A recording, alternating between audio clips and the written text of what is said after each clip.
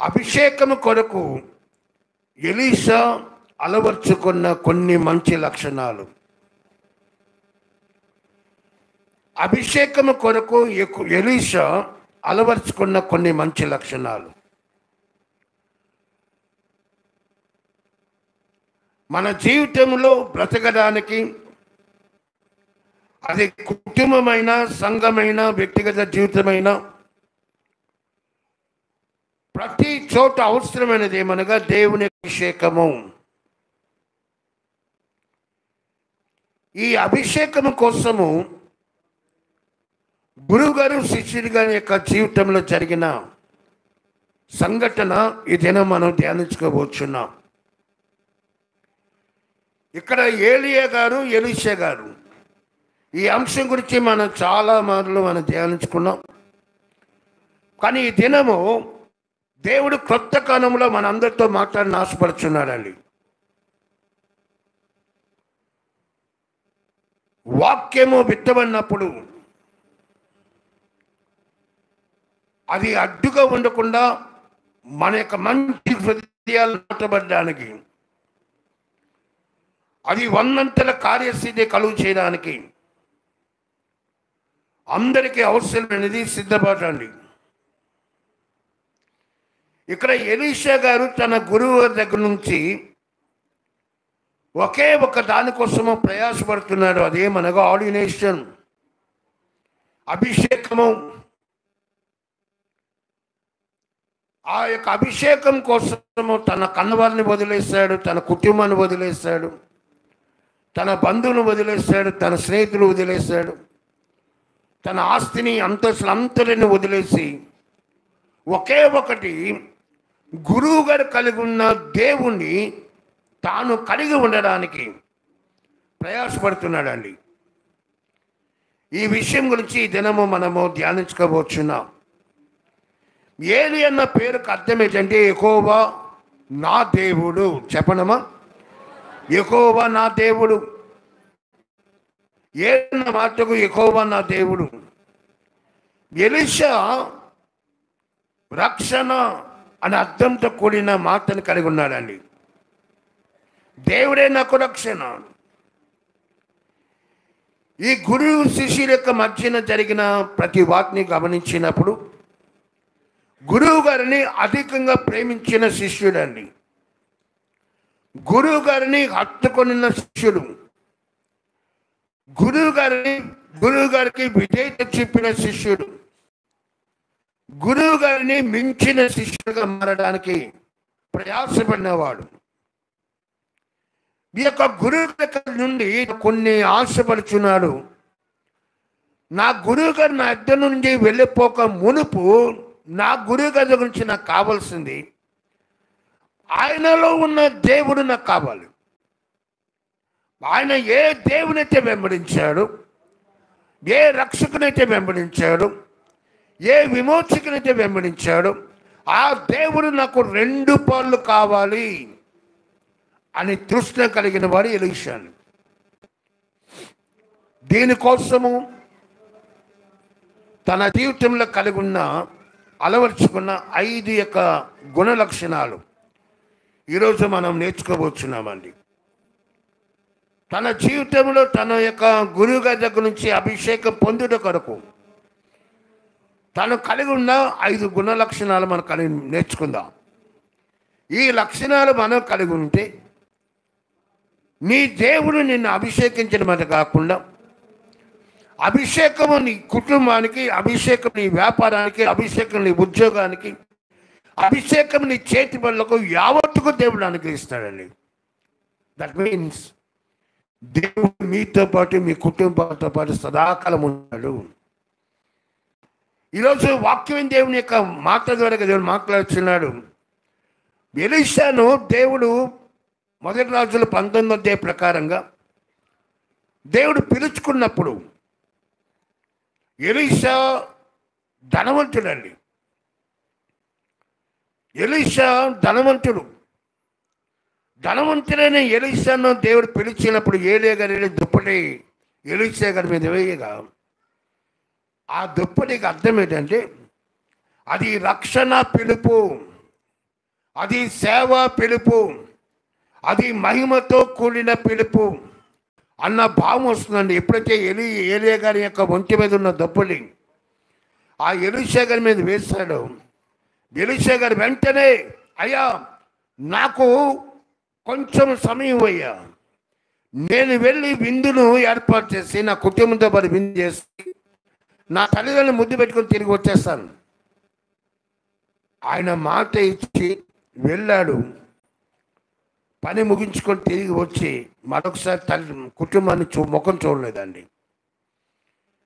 ఈరోజు అటువంటి మంచి యొక్క గురు శిష్యుల గురించి మనం ధ్యానించుకోవచ్చున్నాం. ఎలీషా కలిగి ఉన్న మొట్టమొదటిది ఏమనగా, అభిషేకం పొందుట కొరకు తన జీవితంలో తను నేర్చుకున్న మొట్టమొదటి లక్షణము మార్పు. తన జీవితంలో మార్పు లేని యొక్క తనం ఉంటే అభిషేకం రాదండి. మారు మనసు చాలా ప్రాముఖ్యమైనది. ఈరోజు వాక్యం మాట్లాడుతున్నారు. ఎప్పుడైతే మారు మనసు కలిగిన బిడ్డలుగా ఉంటామో దేవుని మన ఇంట ప్రతి ఒక్క చోట నిలుస్తాయండి. ఈ మారు మనసు అనేది చాలా ప్రాముఖ్యము. మార్పు లేకుండా నువ్వు ఎన్ని సంవత్సరాలు గడిచినా, ఎన్ని యుగాలు గడిచినా యాజ్ టీజ్గా ఉంటాము. కానీ మార్పు కలిగి ఈ 2025వ సంవత్సరంలో ప్రవేశించగానే దేవుడిని కుటుంబంలో అద్భుతాలు చేయడానికి, నీ యొక్క కుటుంబాన్ని అత్యధికంగా ఆస్వాదించడానికి, అభిషేకము నీ జీవితంలో దేవుడు అనుగ్రహించడానికి, అభిషేకం నీ కుటుంబంలో అనుగ్రహించడానికి, అభిషేకం నీ బిడ్డ యొక్క జీవితంలో అనుగ్రహించడానికి దేవుడు కోరే మొట్టమొదటి వ్యక్తేమనగా మార్పు. ఎలీషా మారాడండి. తన అంత ఆస్తిని వదిలి ఏమీ లేకుండా ఉన్న ఏలియా గారిని వెంబడించాడండి. ఏలియా గారి యొక్క జీవితంలో ఆస్తులు లేవు, అంతస్తులు లేవు, ఏమీ లేకపోయినా సరే ఏలియా గారి యొక్క జీవితంలో ఉన్న దేవుని కావాలని కోరుకున్నాడండి. ఈరోజు దేవుని యొక్క మాట వింటున్న దేవుని యొక్క సంగమా, ఎందుకు దేవుని యొక్క సంధికి వస్తున్నావు అన్నది నీకు విరగడానికి, నా దేవుడు నాకు కావాలి అన్న తలంపు నీకు ఉంటే, నా దేవుని యొక్క సన్నిధి నాకు కావాలి, నా దేవుడు నాతో ఉండాలి, నా దేవుని యొక్క పరిశుద్ధిని అనుభవించాలి, ఆ యొక్క తలంపు, ఆ కోరిక, ఆ తృష్ణ మనలో ఉండాలండి. ఎలీషా గారు ఏలియాని వెంబడించడానికి తన జీవితాన్ని మార్చుకున్నాడండి. తన అలవాట్లు మార్చుకున్నాడు, తన ప్రవర్తన మార్చుకున్నాడు, టోటల్గా దేవునికి ఇష్టడుగా మారిపోయాడండి. ఎప్పుడైతే మార్పు వస్తుందో 2 కార్యాలు మనం చేయాలండి.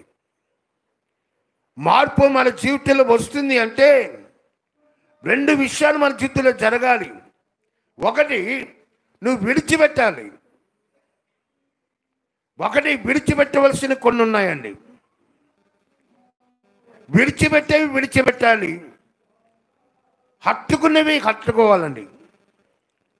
మనం విడిచిపెట్టకుండా హత్తుకోలేము, మనం విడిచిపెట్టకుండా వెంబడించలేం. విడవలసినవి కొన్ని ఉన్నాయి, దేవుని యొక్క నామంలో వెంబడించవలసినవి మరికొన్ని ఉన్నాయండి. ఈరోజు ఎలీషా గారి జీవితంలో ఆయన అంటున్నాడు, నా గురువు గారి నుండి నేను ఆస్తులు పొందడానికి, నా గురువు గారి గురించి నేను ధన్యత పొందడానికి నేను విడిచిపెట్టడానికి సిద్ధంగా ఉన్నాను. పౌలు గారు ఏమంటారండి? హెబ్రీయుల పత్రిక 12:2 సులువుగా చిక్కులు పెట్టే పాపమును విడిచిపెట్టి విశ్వాసమును కట్టయు దాన్ని కొనసాగించేవాడైనా యేసు వైపు చూడు.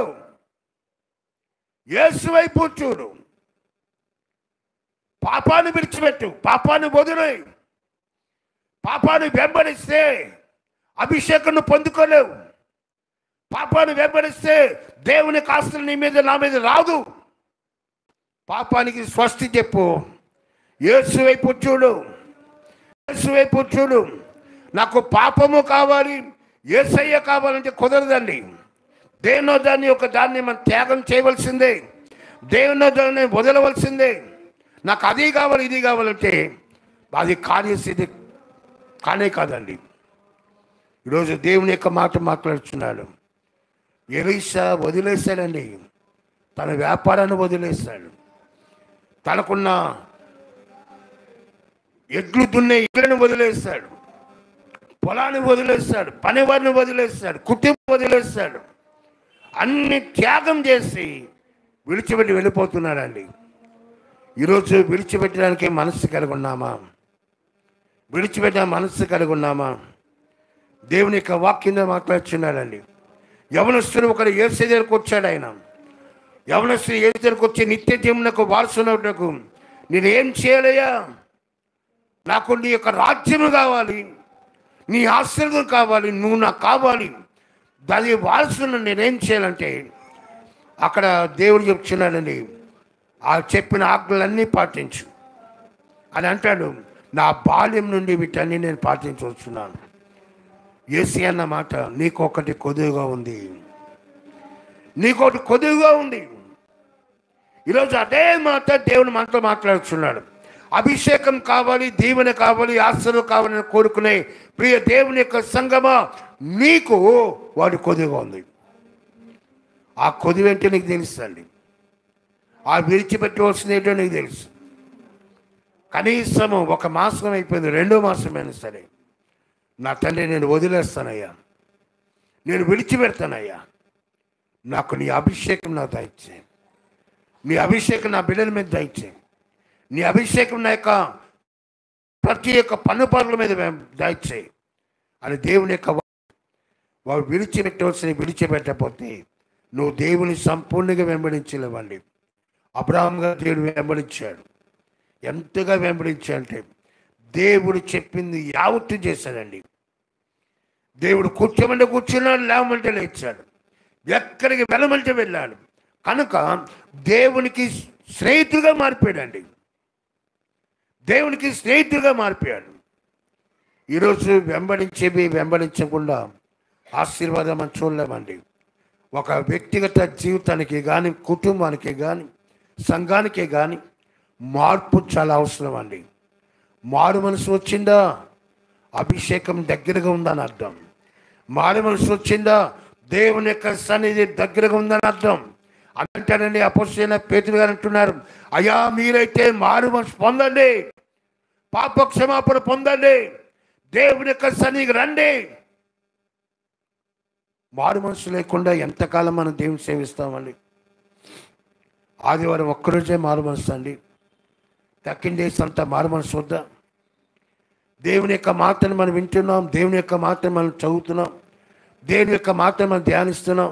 మన క్రియల్లో మార్పు లేదు, మన చేతల్లో మార్పు లేదు, మన మాటల్లో మార్పు లేదు. బూతులు మాట్లాడుతున్నాం, విమర్శిస్తున్నాం, నిందిస్తున్నాం, అవమానపరుస్తున్నాం, అన్నీ చేస్తున్నామండి.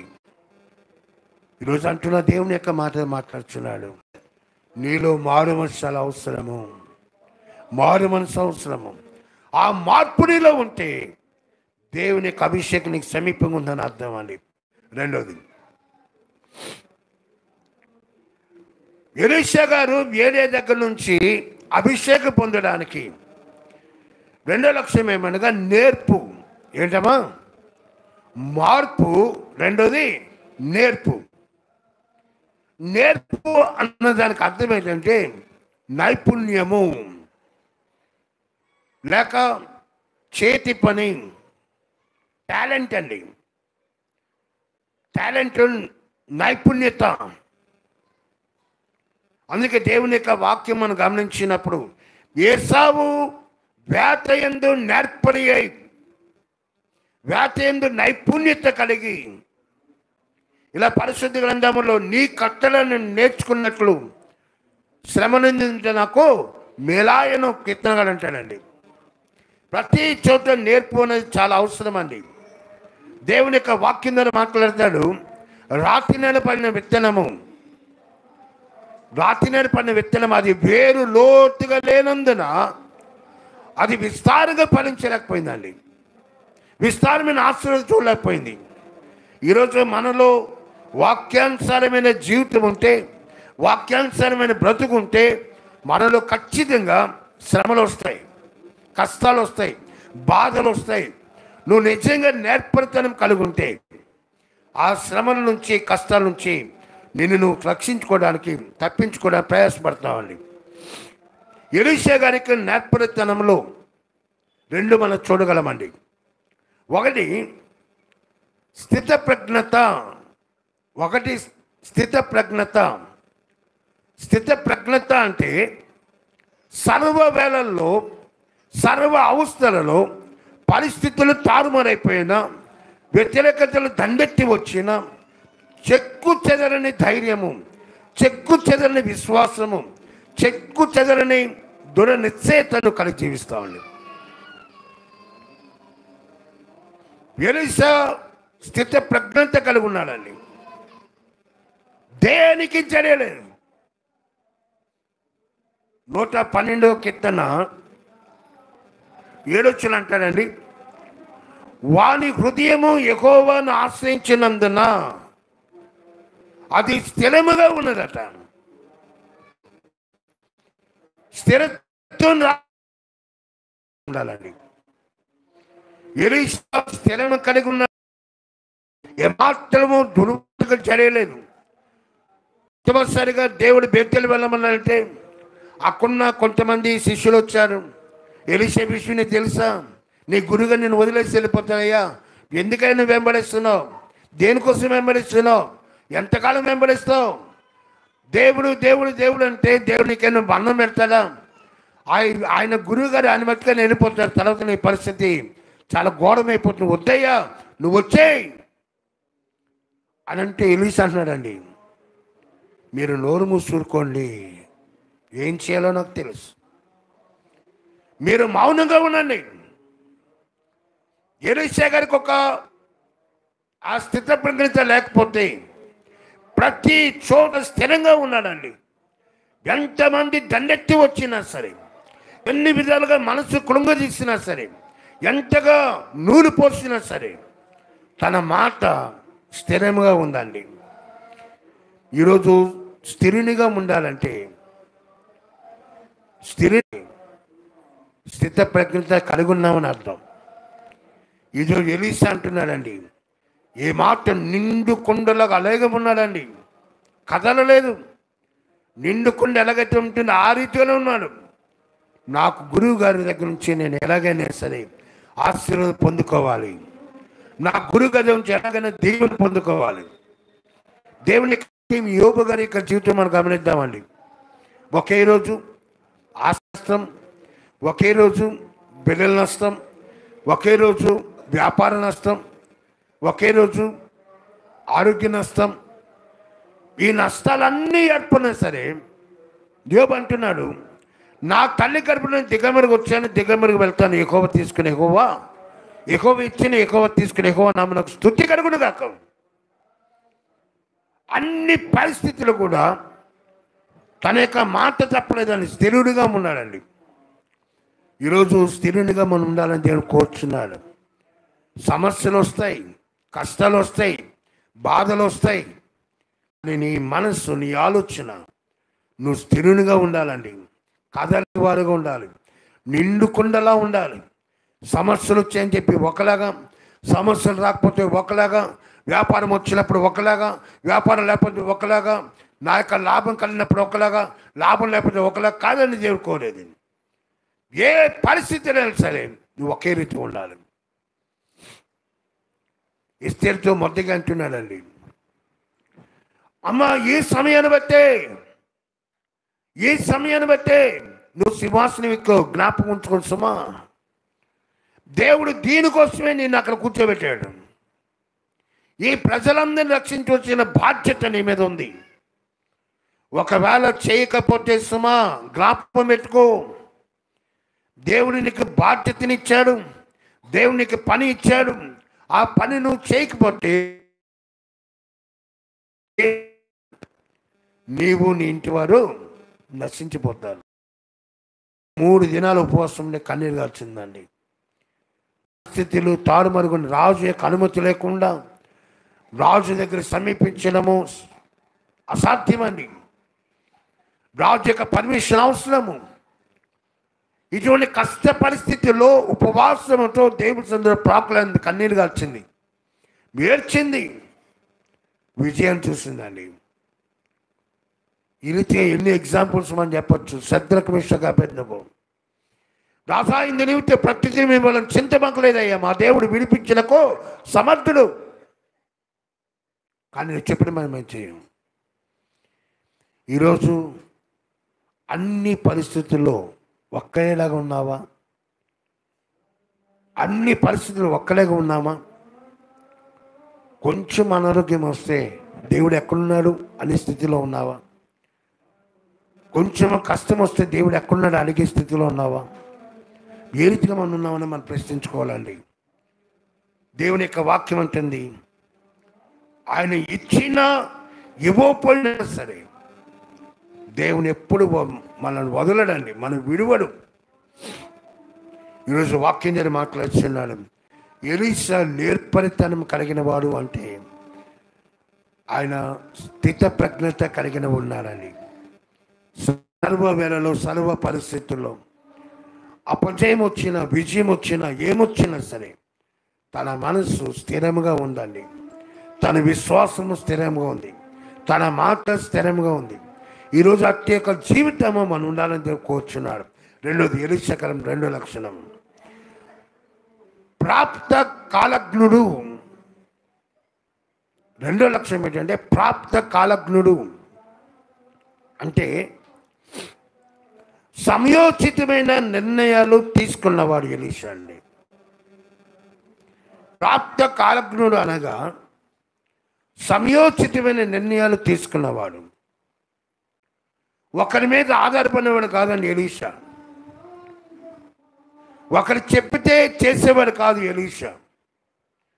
తనకు తానుగా మంచి నిర్ణయం తీసుకున్న గొప్ప మేధావి అండి, గొప్ప నైపుణ్యత కలిగిన వాడు. సమయోచితమైన నిర్ణయం అది అందరికి కలవడదండి. వారి యొక్క ఆలోచన మీద ఆధారపడిన వారు చాలా తక్కువ మంది. ఒకరి మీద బేస్ అయిన వారు ఈ లోకంలో 75% ఉంటే, ఒకరి మీద ఆధారపడుతూ, ఒకరి ఆలోచన మీద ఆధారపడుతూ నిలబడిన వారు ఒక 75% అయితే, వారి ఆలోచన మీద వారు ఆధారపడుతూ సాగిన వారు 25 మంది అనండి. అందులో ఒక కోవు చెందినవాడు ఎలీషా. సమయోచితమైన నిర్ణయం తీసుకున్నవాడు ఎలీషా అండి. నాకు తెలుసయ్యా, ఏం చేయాలో నాకు తెలుసు. నా గురువుగారు వెళ్ళిపోతారనే విషయం నాకు తెలుసు. నా గురువుగారి యొక్క రాక సమీపం ఉందని నాకు తెలుసు. నా గురువుగారిని దేవుడు తీసుకెళ్ళిపోతారని తెలుసు. ఏం చేయాలో నిర్ణయం తీసుకోవాల్సింది నేను. ఒక సీక్వెన్సీ చాలా అవసరం అండి. ఫర్ ఎగ్జాంపుల్, ఒక బ్రిడ్జ్ కట్టాలంటే ఒక సీక్వెన్సీ ప్రకారంగా వెళ్ళాలండి.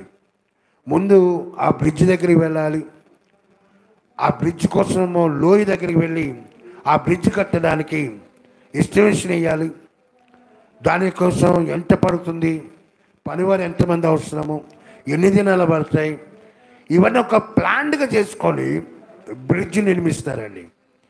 ఎలా సీక్వెన్సీ లేకుండా ఎలా పడితే అలా చేయలేరు. అదేవిధంగా ఎలీషా గారికి ఒక సీక్వెన్స్ ఉంది. ఆగాడు, ప్లాన్ చేసుకున్నాడు. నా గురుగా నా ఇద్దరి నుంచి తీసుకెళ్ళక మునుపు, నా గురుగా నన్ను వదలక మునుపు, నా గురువు దగ్గర నుంచి నేను ఆశను పొందాలి, నా గురుగా నేను దీవెన పొందాలి. ఒక సరైన పద్ధతిలో సాగినవాడండి. అందుకే నైపుణ్యత కలిగిన వ్యక్తి, నైపుణ్యత కలిగి దేవుని వెంబడించిన వాడండి. ఈరోజు ఆ యొక్క నైపుణ్యత కలిగిన బిడ్డలుగా నువ్వు ఉంటే నీ జీవితంలో నువ్వే ఆశీర్వాదం పొందడానికి, దీవులు పొందడానికి కారకురాలుగా ఉంటామండి. ఎందుకు ఎలీషా గారు ఇంత ప్రాధేయపడుతున్నాడంటే,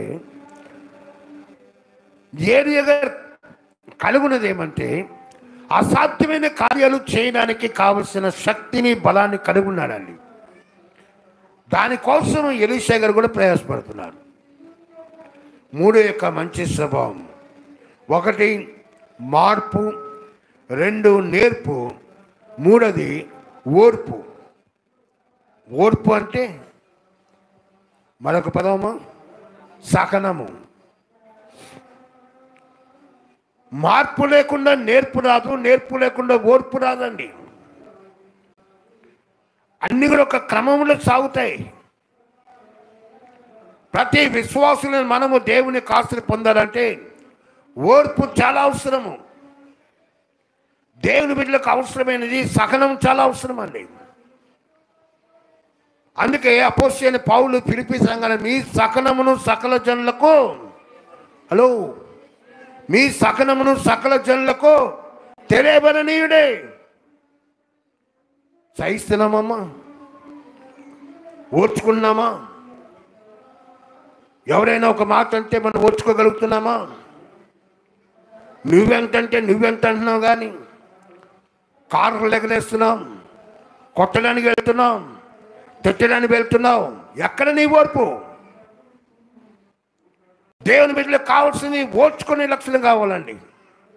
ఆ ఓర్పు అన్నదిలో నువ్వు ఎదుగుతున్న కొద్దీ, క్రీస్తులో ఎదుగుతున్న కొద్దీ ఆ ఓర్పు సహనం నీళ్ళకు వస్తుందండి. వాక్యములో విత్తబడినవాడు, వాక్య ప్రకారంగా జీవితం కొనసాగించిన వాడు ఓర్పును నేర్చుకోగలడండి. నీకు అంటున్నాడు ఎలీషా గారు, అయ్యా నాకు తెలుసయ్యా, నేను సహనముతో నా గురువుగారిని వెంబడిస్తానయ్యా, నా గురువుగారిని సహనంతో వెంబడిస్తాను.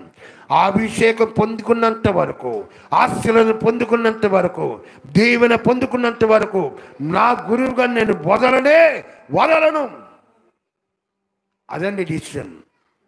ఆ తీర్మానంలో మనం రావాలండి, ఆ నిర్ణయంలోకి మనం రావాలి.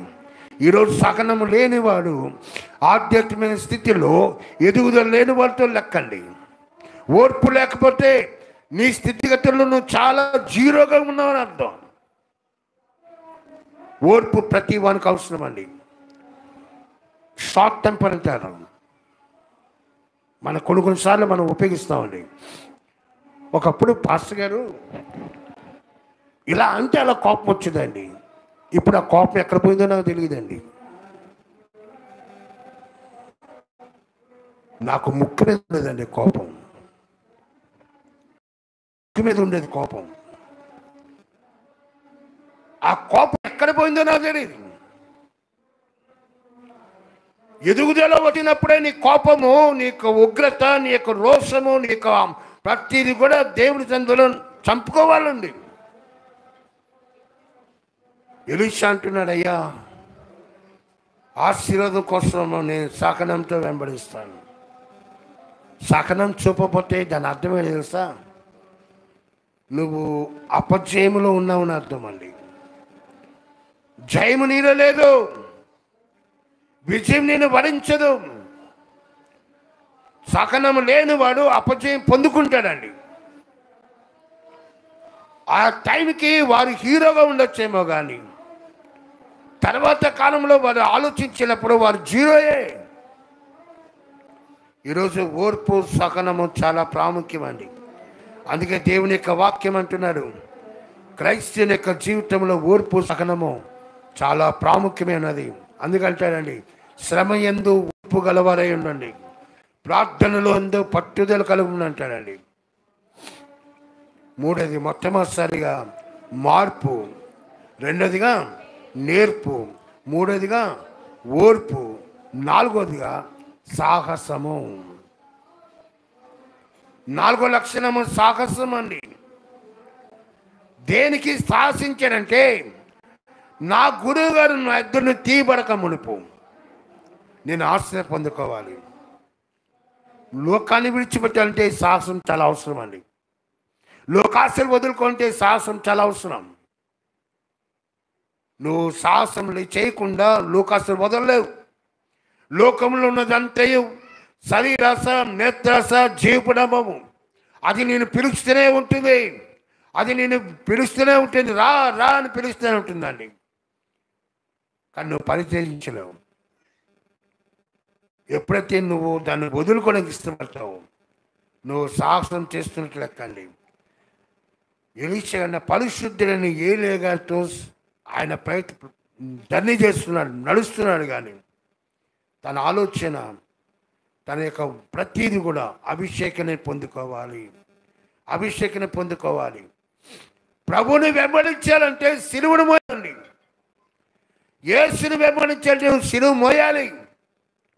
నీ జీవితంలో మోస్తూనే ఉండాలి. సిలువ అనగా శ్రమ, సిలువ అనగా కష్టము, సిలువ అనగా నింద, సిలువ అనగా అవమానము, అన్నీ నువ్వు మోస్తూ ఉండాలని. నువ్వు మోసినప్పుడు నీకు తెలియని సత్యం ఏంటి తెలుసా? నువ్వు క్రీస్తునకు సమీపమైన వాడుగా మారుతున్న అర్థం అనేది. క్రీస్తునకు ఇష్టమైన బిడ్డగా మారుతున్న అర్థం. శిష్యులు చేపలు పట్టుకునేవారండి, జాలరు. కానీ సాహసం చేశారు, వీరులుగా మార్చబడ్డారండి. సాహసం చేసి వీరులుగా మార్చబడ్డారు. వారి జీవితంలో ఎన్ని కష్టాలు వచ్చినాయండి. చదువులేని పామరులైన వారు యేసుతో వెంబడించిన కారణం చేత ఈ లోకంలో ఎన్నో శ్రమలు పడ్డారు, బాధలు పడ్డారు, హింసలు పడ్డారు. కానీ క్రీస్తు కోసం నిలబడ్డారండి. అందుకే పౌలు గారు చెప్పిన, నా మట్టుకైతే బ్రతుకుడు క్రీస్తే, చావైతే లాభము. పేతురు అంటాడు, శ్రమ యందు నేను ఓర్పు నేర్చుకున్నానయ్యా. పేతురు అంటాడండి, శ్రమ ద్వారా నేను విధేయత నేర్చుకున్నాను. ఈరోజు సాహసం చేసే బిడ్డగా నువ్వు ఉన్నావా? దేవుని చిత్తాన్ని నెరవేర్చడానికి ఎన్నో శ్రమలు వస్తాయి, ఎన్నో కష్టాలు వస్తాయండి. అవన్నీ ఎదుర్కొంటేట్టుకున్నారు. ఎలీషాగా నిలబడ్డారండి, సాహసం చేశారు. ఎక్కడికి రమ్మంటే వెళ్ళాడు. నన్ను బేతేలు రమ్మని అన్నాడు, వెళ్ళాడు. ఎరుకో రమ్మని చెప్పాడు, వెళ్ళాడు. నన్ను యోర్దాను రమ్మని వెళ్ళాడు, వెళుతూనే ఉన్నాడండి. ఎక్కడ బదలలేదండి. రాత్రనగా పగలనగా ఎన్ని కష్టాలు వచ్చినా సరే పట్టుదలతో వెంబడించిన శిష్యుడు ఎవరంటే ఎలీషా గారు. ఆశీర్వాదం కావాలి, దీవెన కావాలి. రాత్రంతా దేవుని యొక్క సందులో పెరుగులాడిన భక్తులు ఎవరంటే యాకోబు గారు.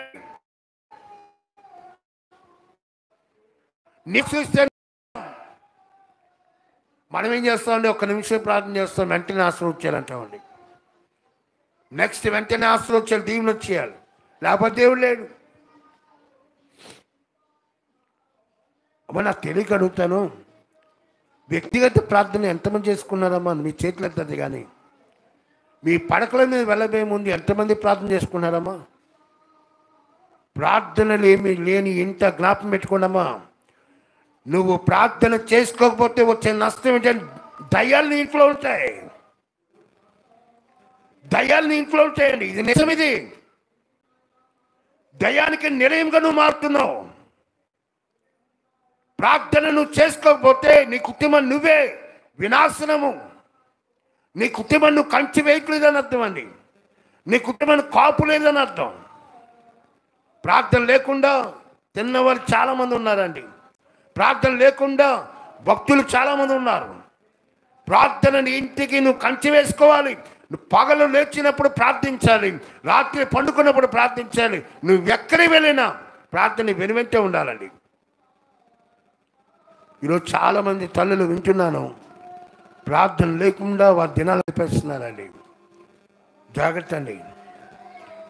ఎందుకు దయ్యం నేను వెంటాడుతున్నాయంటే నీలో ప్రార్థన లేదు, ఇంకేమంటారండి.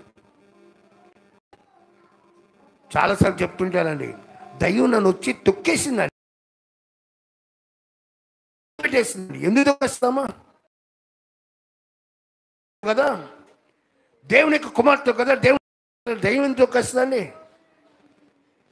ఒకే ఒక రీజన్, నువ్వు దేవుని యొక్క సన్నిధిలో మోకరించి ప్రార్థన చేయట్లేదన్న నిజం. దేవుని యొక్క పాదాలు పెట్టుకొని కన్నీరు కాచలేదన్న నిజం. ఆయన సన్నిధిలో ప్రార్థన లేకపోతే, సహవాసం లేకపోతే, ఆయన సన్నిధి లేకపోతే ఆ దూత నేను కంటి వేసి కాపాడలేదండి.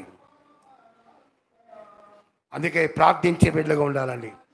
ఎలీషా ప్రార్థన వీరుడు కాబట్టి సాహసం చేశాడండి, సాహసం చేశాడు. 5వది దర్శనం కలిగి జీవించాడండి. దర్శనం కలిగి జీవించాడు. ఆ దర్శనం ఏమంటే నీవు కలిగి ఉన్న ఆత్మలో నాకు 2 పాలు ఆత్మను కావాలి. ఎందుకు నేను వెంబడిస్తున్నాను అంటే ఎలీషా గారు చెప్పగలిగారు, అయ్యా నేను వెంబడించడానికి ఒకే ఒక కారణము, నువ్వు ఏ దేవునైతే కలిగి ఉన్నావో, ఏ రక్షకునైతే కలిగి ఉన్నావో, ఏ విమోచకునైతే కలిగి ఉన్నావో ఆ దేవుడు నాకు 2 అంతలుగా కావాలి. ఈరోజు యేసే అడుగుతున్నాను, నువ్వెందుకు వెంబడిస్తున్నావమ్మా? యేసే మిమ్మల్ని అడుగుతున్నావు, నువ్వెందుకు వెంబడిస్తున్నావు? దేనికోసం వెంబడిస్తున్నావు? దేనికోసం మీ సమయాన్ని వెచ్చించి నా ఆలయానికి వస్తున్నాను? దేనికోసం మీ సమయాన్ని వెచ్చించి నా సంధిలో మీరు ప్రార్థన చేస్తున్నారు? దేవుడు అడిగితే మీ ఆన్సర్ ఏంటి? వ్యాపారాల కోసం వెంబడిస్తున్నావా? ఉదర పోషణార్థం కోసం వెంబడిస్తున్నావా? నీ బిడ్డల భవిష్యత్తు కోసం వెంబడిస్తున్నావా? దేనికోసం దేవుని వెంబడిస్తున్నావు? దేవుడు అడిగిన ప్రశ్నకు ఎవరికి వారే దేవుని సందులో జవాబు చెప్పాలండి. మీరు చెప్తున్నారయ్యా, నీవు కలిగి ఉన్న నీ దేవుడు నాకు 2 అంతలుగా కావాలి. దానికోసం వెంబడిస్తున్నానయ్యా. నువ్వు ఎక్కడికి రమ్మన్నా వచ్చాను, నువ్వు ఏ పని చేయమన్నా చేస్తాను. నీకోసం ఎన్నో అవమానాలు ఎదుర్కొన్నాను, నీకోసం ఎన్నో నిందలు పడ్డాను, ఎన్నో కష్టాలు పడ్డాను, ఎన్నో బాధలు పడ్డాను. నేను అన్ని శ్రమలు పొందింది, అన్ని బాధలు పడింది ఒకే ఒక దానికోసం. నీ దేవుడు నాకు కావాలి, నీ దేవుడు నాకు కావాలి. నీ మీద ఉన్న ఆత్మ నా మీద 2 అంతలుగా కావాలి. నీ మీద ఉన్న అభిషేకము నాకు 2 అంతలుగా కావాలి. ఈరోజు అదే దేవుని యొక్క సన్నిధిలో ప్రార్థించే దేవుని యొక్క సంతానమా, అభిషేకం కోసం ప్రార్థన చేయి, ఆశీర్వాదాలు పొందుకో. అభిషేకంతో నింపిన వాడు ఏ పని తలపెట్టినా సరే అది జయము అండి, అది విజయము. అది నీ వ్యాపారం కావచ్చు, నీ కుటుంబం కావచ్చు, నీ అనారోగ్యం కావచ్చు, నీ బలహీనత కావచ్చు, యేసు నామంలో నువ్వు ఏదైతే కలిగి ఉన్నావో సమస్తము జయం పొందుకుంటావండి. డబుల్ బ్లెస్సింగ్ అండి. సారెపతి విధవరాలు ఆ ఏలియాని పోషించిన కారణం చేత 2 అంతల ఆస్తులు పొందుకుంది. ఈరోజు దేవుని యొక్క ఆస్తులు కావాలని ఆయన సంధికి వచ్చిన ప్రియ దేవుని యొక్క సంగమా, ఆ ఆశీర్వాదం రావడానికి, ఆ దీవెన రావడానికి నీ ఆత్మీయ మనోనేత్రాలు తెరవబడాలండి. నీ ఆత్మీయ మనోనేత్రాలు తెరవబడాలి. కీర్తనగడ ఆత్మీయ మనోనేత్రాలు తెరవబడాయి. కాబట్టి ఆయన అంటున్నాడు, నీ ధర్మశాస్త్రంలోని ఆశ్చర్యమైన సంగతులను చూచినట్లు, నీ ధర్మశాస్త్రంలోని ఆశ్చర్యమైన సంగతులు ఏమిటవి? నీ వాక్యంలోని ఆశ్చర్యమైన సంగతులు ఏమిటి? ఈ మాట దావీదు చెప్పినప్పుడు యేసుప్రభు పుట్టలేదండి. యేసుప్రభు గారు పుట్టడానికి దావీదు ప్రవచించిన ప్రవచనానికి మధ్యన దాదాపు 1000 సంవత్సరాలు అడ్డు ఉంది. 1000 సంవత్సరాలకు ముందే దావీదు అంటున్నాడు, అయ్యా నేను ఆశ్చర్యమైన సంగతి నేను చూడాలయ్యా, నా కన్నులు తెరువు. అదేంటో తెలుసా? ఆశ్చర్యమైన సంగతి ఏంటంటే ప్రభువైన యేసుక్రీస్తు నేను చూడాలి, ప్రభుని విమోచకుని చూడాలి, ప్రభుని యేసు రక్షకుని చూడాలి. అది ఆశ్చర్యమైన సంగతి అండి. ఆత్మతో అభిషేకింపడినాడు ఈ లోకపరమైన వాటి కోసం ప్రయాసపడ్డా, కానీ దేవుని కోసం ప్రయాసపడతాడండి.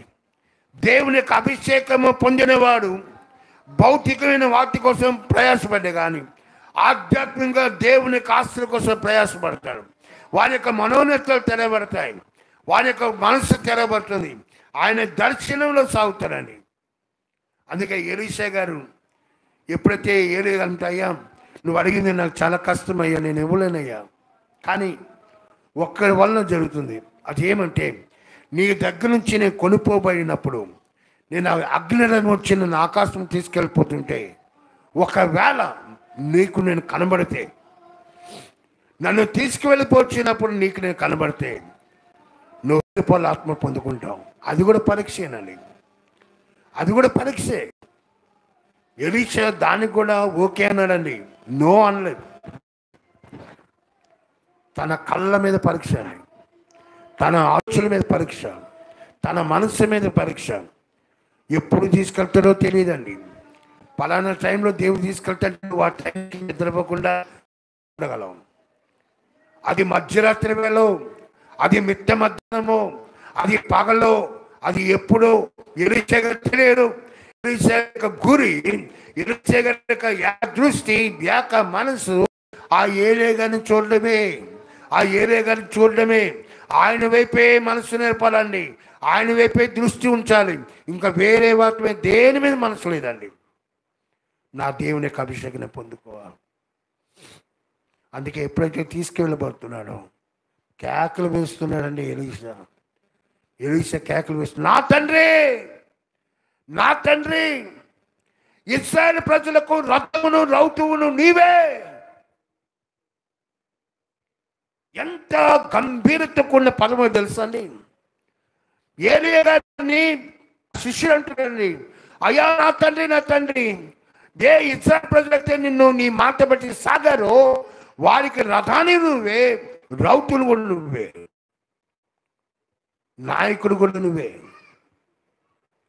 ఈరోజు ఆ రథమును రౌతువు నాయకుడైన తండ్రి అయిన దేవుని యొక్క మనసును కోరుతున్నాడు ఎలీషా. ఈ 2వ మాసంలో ప్రవేశించిన మనము దేనికోసం అభిషేకం అంటే నీ ఆధ్యాత్మిక స్థితిలో ఎదుగుదల కోసం అభిషేకం అవసరం అండి. నీ ఆత్మీయ స్థితిలో ఎదుగుదల కోసం అభిషేకం అవసరం. నీ కుటుంబము భౌతికమైనగా పోషించబడ్డ కోసం కాకుండా ఆధ్యాత్మిక ఆకారము తినట కోసము అభిషేకం అవసరం. నీ ఎంట నువ్వు చేసే కార్యాలు ప్రతి చోట దేవునికి అభిషేకం అవసరం అండి. అందుకే ప్రార్థించాలని, ప్రభువా నన్ను అభిషేకించయ్యా. ఎలీషా గారు ప్రార్థించారు, నాకు 2 పోల ఆత్మ కావాలయ్యా, 2 అంతల బ్లెస్సింగ్ కావాలయ్యా. దానికోసము మార్పు, నేర్పు, ఓర్పు, సాహసము, దర్శనము, ఈ 5 యొక్క లక్షణాలు కలిగి దేవుని యొక్క ఆస్తిని పొందుకున్నాడండి. ఈరోజు మనము కూడా ఈ 5 లక్షణాలు కలిగి ఆయన వెంబడిస్తే ఆయన అభిషేకించే దేవుడిగా నిన్ను అభిషేకిస్తాడు, నీ కుటుంబాన్ని అభిషేకిస్తాడు. ఈ 2వ మాసం యావత్తు కూడా నీ వ్యాపారం మీద నలుని యొక్క దృష్టి కానీ లేక సాతాను యొక్క క్రియలు కానీ ఏమీ జరగకుండా నీ కుటుంబానికి, నీ జీవితానికి, నీ బిడ్డలకు ప్రతి వారు కంచి వేసి ఆయన కాపుదలను అనుగ్రహించి నడిపిస్తారండి. అట్టి దీవెన ఆశీర్వాదము దేవుడు మన అందరికీ అనుగ్రహించి నడిపించును గాక. ఆమేన్.